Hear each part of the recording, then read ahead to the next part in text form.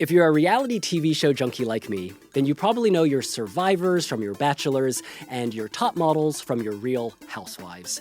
Those franchises have been stirring controversy for years, and now there's a new show in the mix, Beast Games.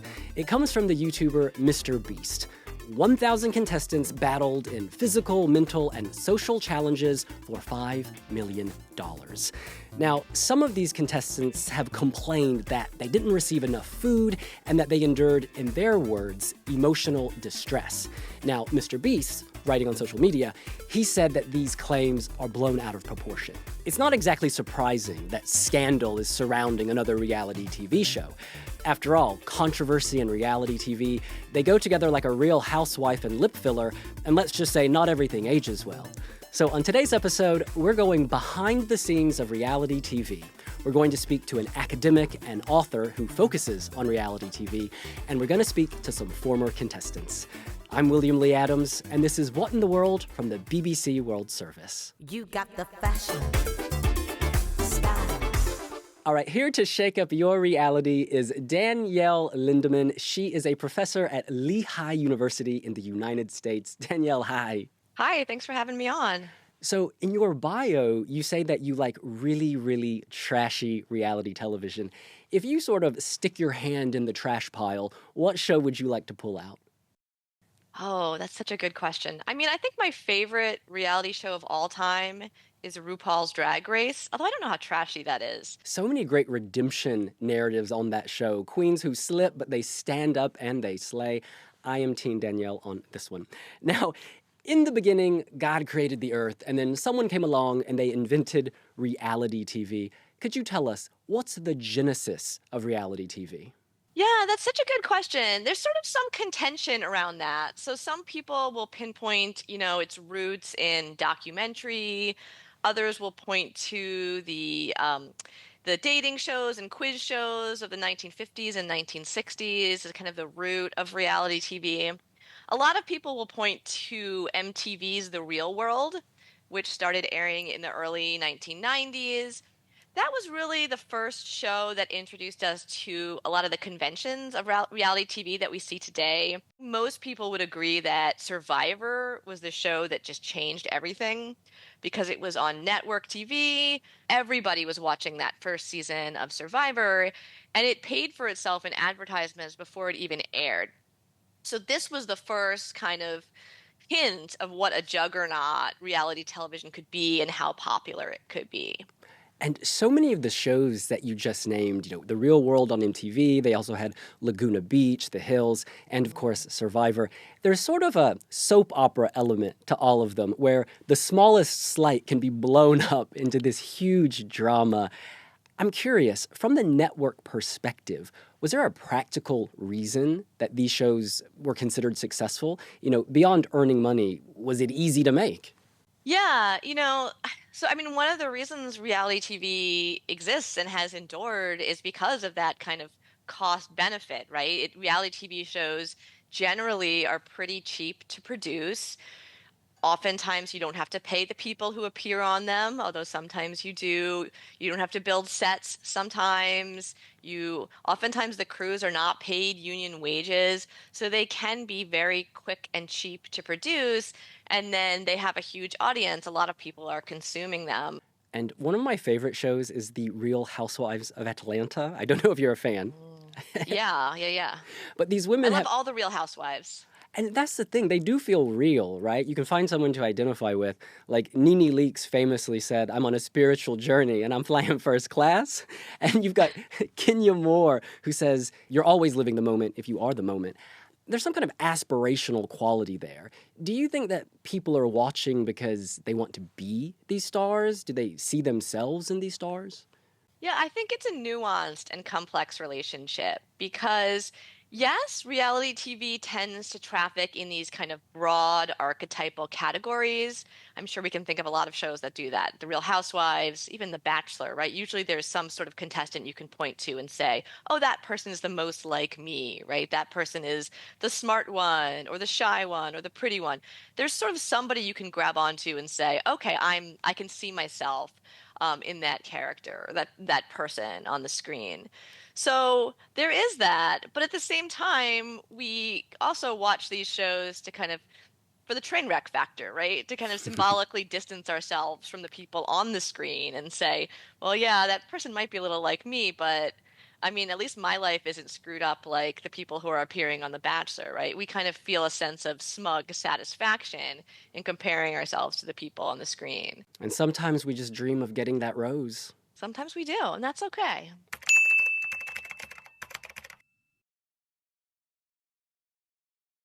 You know, when we talk about university, the academy, people say one of the benefits is you meet people who are not like you. On America's Next Top Model, you had Robin, a conservative Christian who did not want to pose nude. And then you had Elise, an atheist, who was happy to pose nude. And then conflict kind of unfurled from there. Do you see a benefit in bringing together people from completely different worlds, even if the motive is to create conflict? I mean, people often look at, the dark side of reality TV and how problematic it can be, and that's absolutely valid.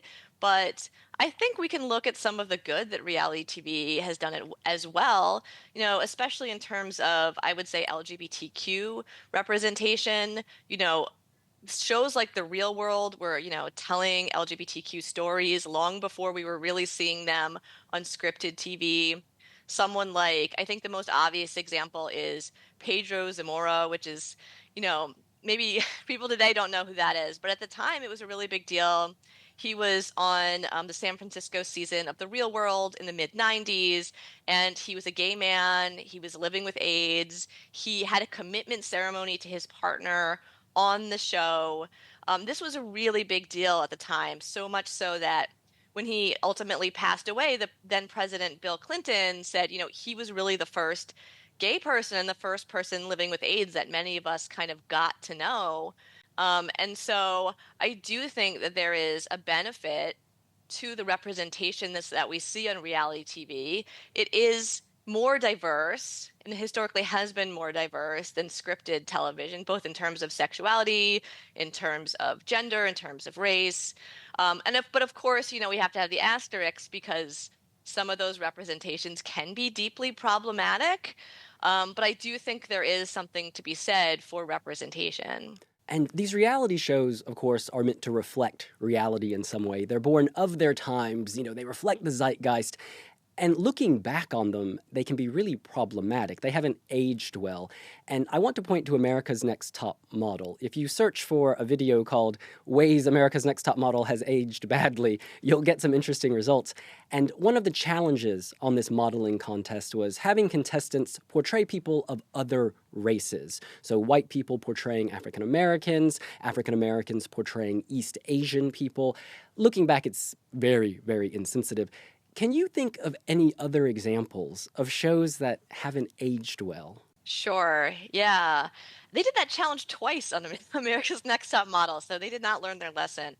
I mean, people always point to The Swan as a classic example.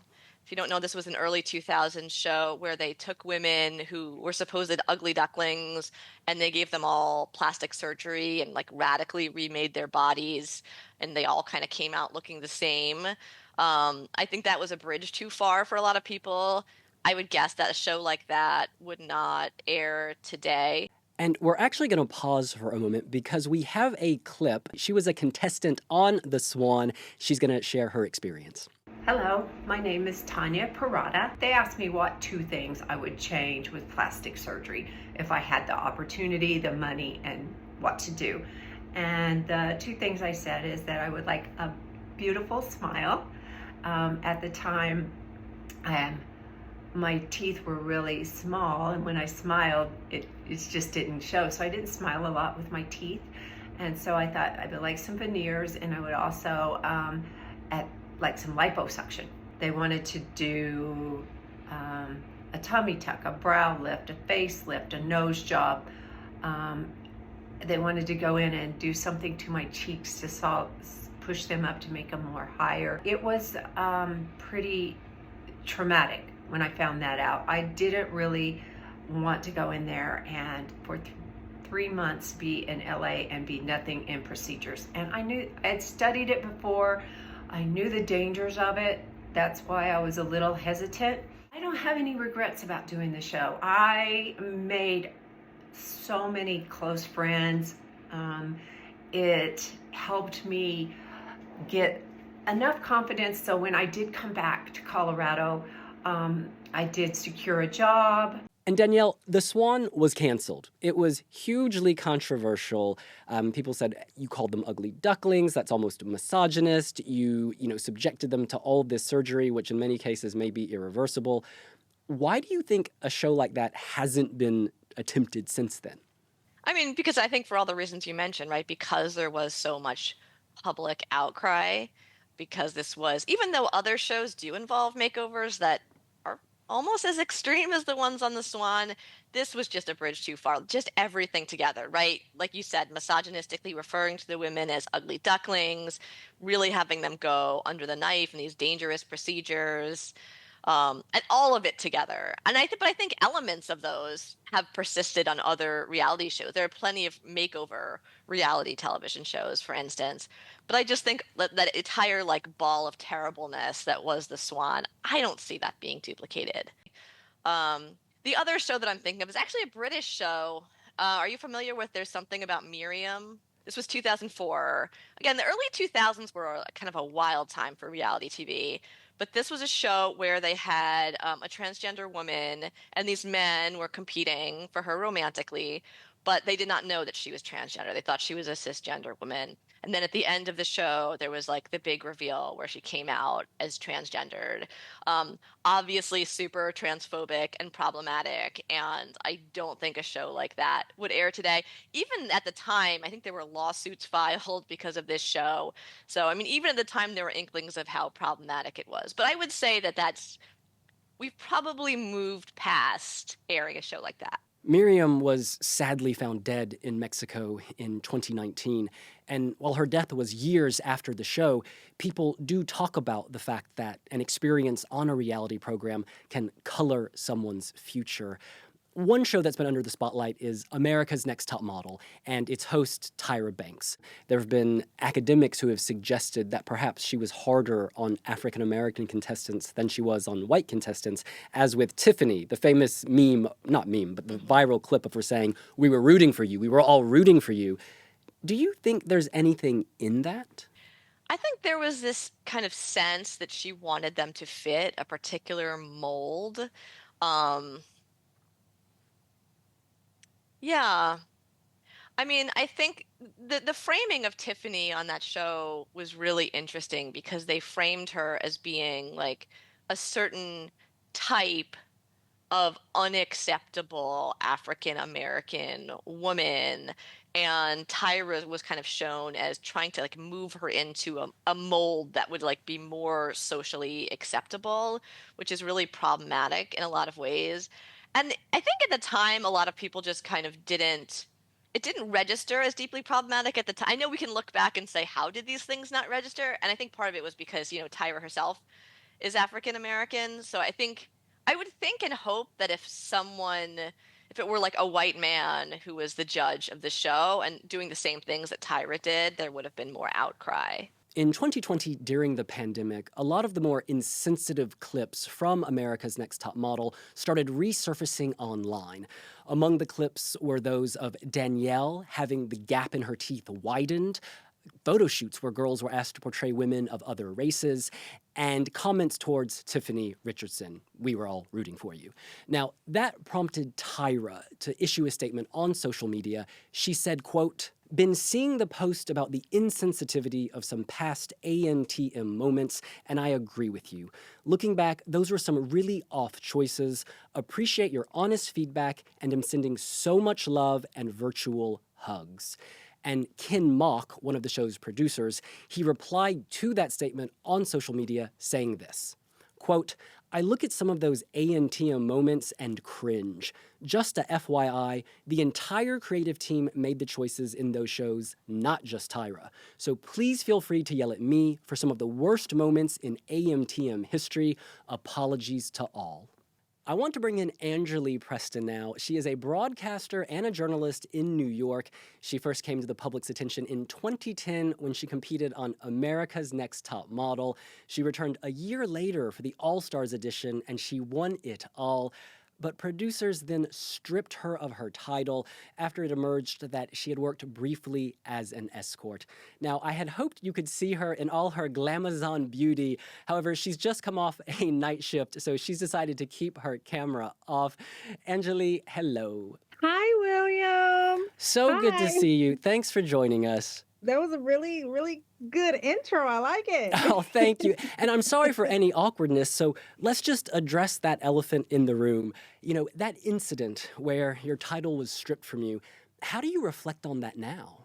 Just going through it, I realized that this isn't something I should be ashamed of. And I feel like that I was wronged. Like they took my stuff away from me because I made a mistake. We all make mistakes. I just feel like it was wrong how they went about it. I was scared about what people would think about me and judge me. But then I was like, why do I care what people think? I just wanted people to know, like, I was the real winner. It was me. There's been a lot of talk, some of it in academia, that perhaps Tyra Banks is harsher on black contestants than white contestants. Do you think there's anything to that? I feel like that Tyra was not very helpful to the urban girls, the urban black girls. To this day, I don't understand why, but it doesn't bother me. This is just something that I've noticed. If you watch the previous cycles and you see all the girls who are labeled as urban, as ghetto, as rough around the edges, they'll probably tell you, no, she didn't help me after the show. When you hear the theme tune to Top Model these days, when it's on in the background, does it elicit fear, joy, a combination of both? Sometimes when I hear it, I'm like, I smile and I'm like, I can't believe I was a part of something historic, something iconic. It was one of the first reality shows in a time when there weren't many reality shows on TV. But then also when I hear it, I'm like, oh Lord. But for the most part, it's happy thoughts. Me and my niece actually started to binge watch the episodes that I was on, but we cut those off real quick because she was looking at me like I was crazy. And I was like, I can't believe I did and said some of that stuff. A final question for you. People now look back on episodes and say, that's deeply culturally insensitive. This hasn't aged well. At the time when you were participating, did anything seem insensitive, or was it just sort of accepted? It was part of the time you were living in back then? I think it was a part of the time that we were living in, because now it's like, oh my God, like you would never have someone change their race, right? It wasn't on my cycle, but there was like this shoot where they changed ethnicities and, such and such is going to be an indigenous woman. And then this person's going to be an African American woman. Me as a viewer at the time, I thought it was cool. Like, I was like, oh, this is dope. Only because me being a lighter skinned, a mixed woman, but I'm a black woman, like I identify as a black woman, that's who I am.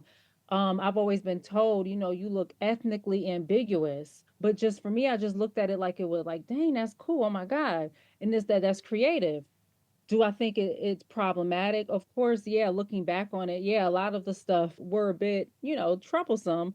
Now we hold people accountable for their actions and for things that in the past we didn't, and I think also there's probably a little bit of taboo that you couldn't say this or couldn't do this back then because you didn't want to upset the stat quo. Well, Anjali, let me just say this. I have one photo in my hands, and it goes to the girl who originally won America's Next Top Model All-Stars.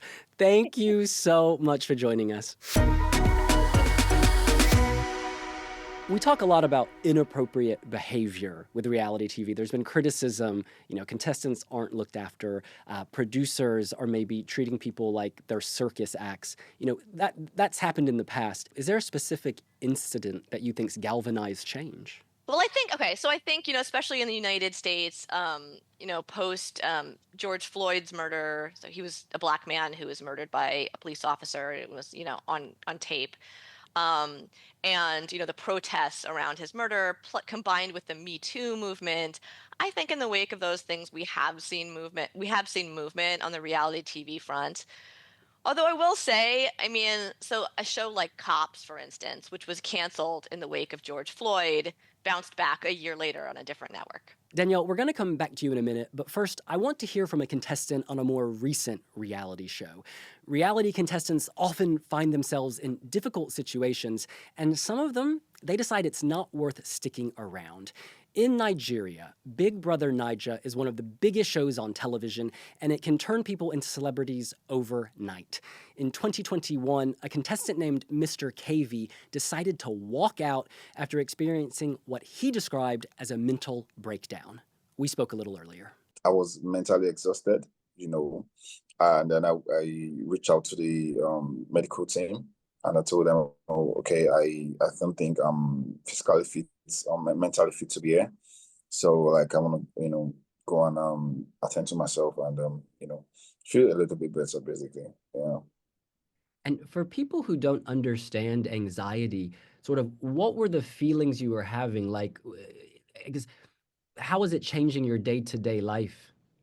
Well, like I feel like a lot of people, especially in Africa, don't know what and mental health is really, really entails, which I think it needs a lot of it needs a lot of attention, basically, because it was just a common anxiety. But when I tell people I have anxiety, I say, "Oh no, what's wrong with you? Did you lost your mind? Were you mad or something?" There was a sudden change. Then I was all of a sudden there was camera all over my face 24/7.